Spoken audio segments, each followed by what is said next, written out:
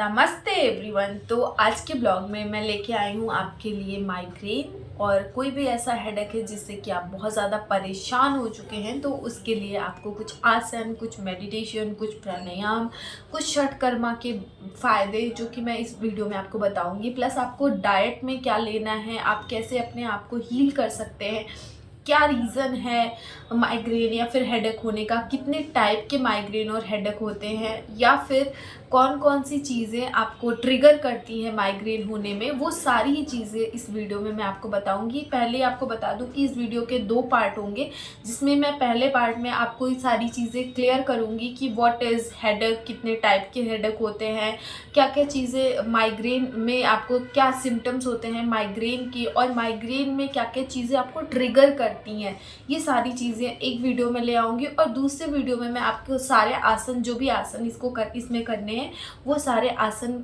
लेके आऊँगी। पहले मैं आपको बता देती हूँ कि कैसे योगा, मेडिटेशन, प्राणायाम आपको हेडेक में और माइग्रेन में फ़ायदा करता है। तो हमको रिलैक्स करता है, योगा हमारे नर्वस सिस्टम को रिलैक्स करता है, जिसकी वजह से हमारी बॉडी काम होती है, हमारा स्ट्रेस कम होता है। प्राणायाम से हमारा स्ट्रेस कम होता है, तो हमारा जो हेडेक है वो कम होता है या ख़त्म होता है। दूसरी बात, हम ऐसे योगासन लेके आते हैं, योगासन ऐसे हम माइग्रेन पेशेंट को कराते हैं जिससे कि आपका ब्लड फ्लो आपके ब्रेन तक जाए, आपका ऑक्सीजन लेवल आपके ब्रेन तक जाए, और जिसकी वजह से आपका कहीं पे भी जो ब्लड का फ्लो रुक रहा है, जिसकी वजह से कोई केमिकल रिएक्शन हो रहा है, जिसकी वजह से आपको सेम जगह पे बार बार दर्द रह रहा है, तो वो चीज़ ना हो। ये तो रही पूरी बात इसके बारे में। अब मैं आपको एक एक चीज़ पॉइंट टू पॉइंट बताऊंगी। पहले पार्ट में मैं आपको ये बता दे रही हूँ कि जो हमारा हेडेक होता है वो 5 टाइप का होता है। जो 5th टाइप होता है वो होता है हमारा सेकेंडरी हेडेक। सेकेंडरी हेडेक हमारा तब होता है जब हमें हेड में कोई इंजरी या कभी कोई चोट लगी हो, तो वो आपका 5th टाइप हो जाता है। उससे पहले हमारे 4 टाइप के हेडेक होते हैं, जैसे कि हमारा टेंशन हेडेक, ये वाले एरिया में हमें दर्द हो रहा है तो वो हमारा टेंशन हेडेक होता है। टेंशन हेडेक हमें, अगर हम बहुत डिप्रेशन में टेंशन ले रहे हैं या बहुत ओवर थिंक कर रहे हैं, तो जनरली इसकी वजह से ही आपको टेंशन हेडेक होता है, और ये कुछ टाइम के लिए रहता है, ये लंबा नहीं चलता है। दूसरा आता है आपका माइग्रेन। अगर आपको माइग्रेन है तो माइग्रेन कैसे पता चलेगा कि ये आपको माइग्रेन हेडेक हो रहा है और क्या क्या सिम्टम्स है, मैं आपको बता देती हूँ। अगर आपको सेम जगह पे बार बार हेडेक शुरू हो रहा है, अगर 2-4 दिन रुक रहा है उसके बाद भी हेडेक शुरू हो रहा है, तो आपके हेड के किसी भी एक साइड में हमेशा सेम जगह पे शुरू हो रहा है और बहुत ज़्यादा दर्द रहता है, आपको कैसे पता चलेगा, आप कैसे जानोगे कि आपको माइग्रेन है? तो अगर आपको माइग्रेन है तो आपको क्या होगा कि कोई भी फ्लैश लाइट चमकेगी, कोई भी आप सन के लाइट में डायरेक्ट जाओ, आपको उससे सेंसिटिविटी होगी, लाइट से सेंसिटिविटी होगी, आपको किसी स्मेल से सेंसिटिविटी हो सकती है, किसी भी ऐसे नॉइस, पोल्यूशन, बहुत ज़्यादा नॉइस है उससे भी आपको सेंसिटिविटी हो सकती है, जिसकी वजह से आपका माइग्रेन स्टार्ट हो सकता है। तो दीज आर द सिम्टम्स कि आपको माइग्रेन हो रहा है।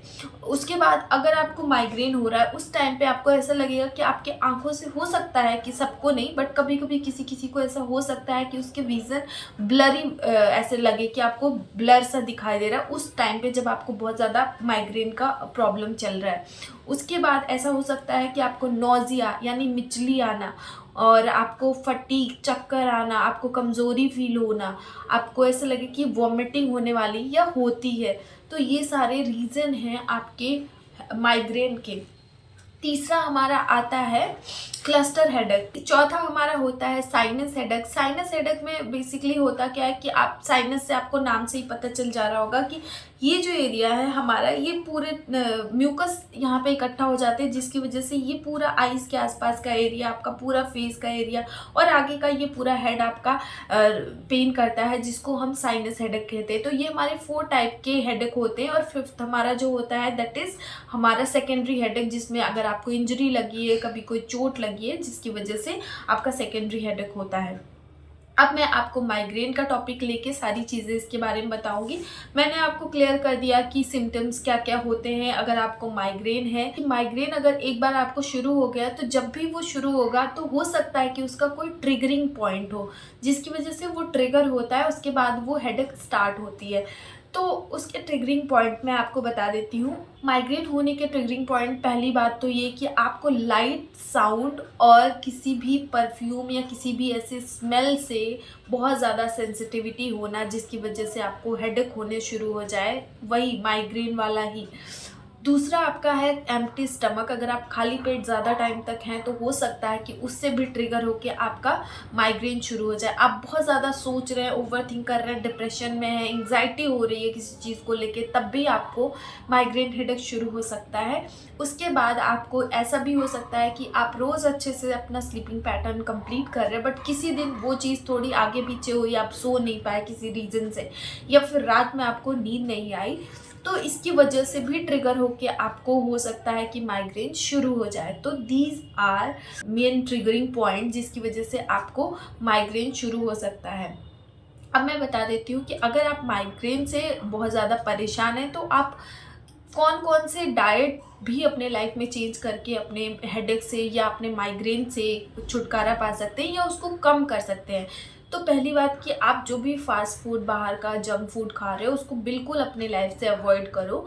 जो भी पैक्ड होते हैं आइटम्स या प्रिजर्विंग आइटम्स, वो चीज़ें आप खाना छोड़ दो। उसके बाद आपको क्या लेना चाहिए अपने डाइट में, अगर आप माइग्रेन के पेशेंट हैं तो आपको मैग्नीशियम रिच फूड लेना चाहिए। मैग्नीशियम रिच फूड मीन्स अगर आप नट्स खा रहे हैं, सीड्स ले रहे हैं, कोई बनाना खा रहे हैं, मैग्नीशियम बहुत अच्छे से उसमें होता है। उसके बाद अगर आप आलमंड ले रहे हैं और लीफी वेजिटेबल खा रहे हैं, तो ये सारी चीज़ें आपको फ़ायदा करती है कि आपको माइग्रेन से बचाती है, आपको हेडेक से बचाती है।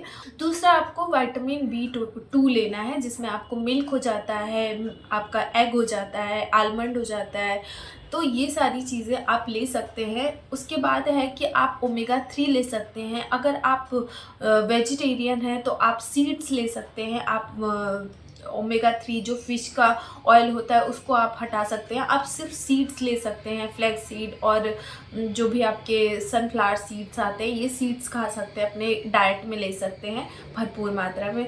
उसके अलावा आप अपनी डेली लाइफ में कम से कम 2.5 से 3 लीटर पानी ज़रूर पिएं, जिसकी वजह से आपको हेडेक नहीं होगा, आपकी बॉडी हाइड्रेटेड रहेगी, आपकी बॉडी में पानी की कमी नहीं होगी, तो आपको हेडेक नहीं होगा। ये तो ऐसे चीज़ें थी जिनकी वजह से आप अपने हेडेक को आगे पीछे से सही कर सकते हो। बाकी मेन जो है मुद्दा कि हम कौन सा ऐसा प्राणायाम, कौन सा षटकर्मा करें, कौन सा ऐसा योगा पोज करें जिसकी वजह से हमें माइग्रेन से हमें छुटकारा मिल सके।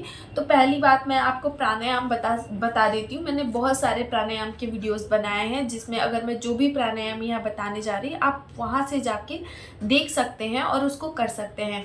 तो पहला प्राणायाम है आपका भ्रामरी प्राणायाम।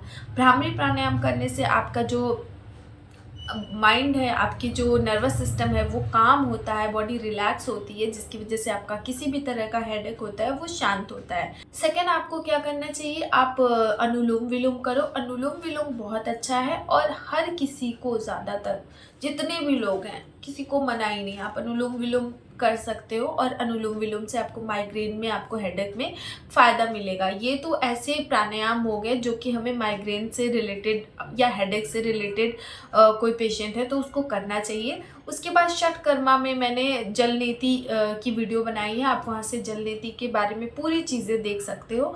तो आपको जल नीति करना चाहिए। जल नीति क्यों करना चाहिए, क्योंकि हमारा जो नॉस्ट्रल है, हमारे ये वाले एरिया में म्यूकस इकट्ठा हो जाता है, जिसकी वजह से हमें साइनस हेडेक होता है, जिसकी वजह से हमें हेडेक होता है।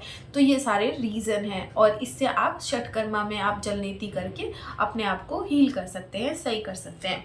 ये तो हो गया प्राणायाम और षटकर्मा। अब मैं बता दूं कि आपको कुछ ऐसे हेड मसाज है, कुछ ऐसा योगा पोज है जिसको करके आप अपने आप को सही कर सकते हैं। तो इस वीडियो में मैं सिर्फ इतना ही बताऊंगी।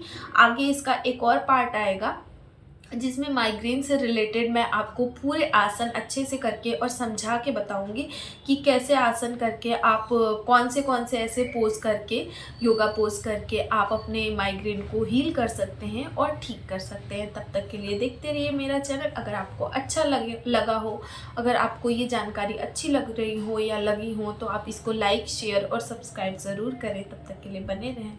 नमस्ते।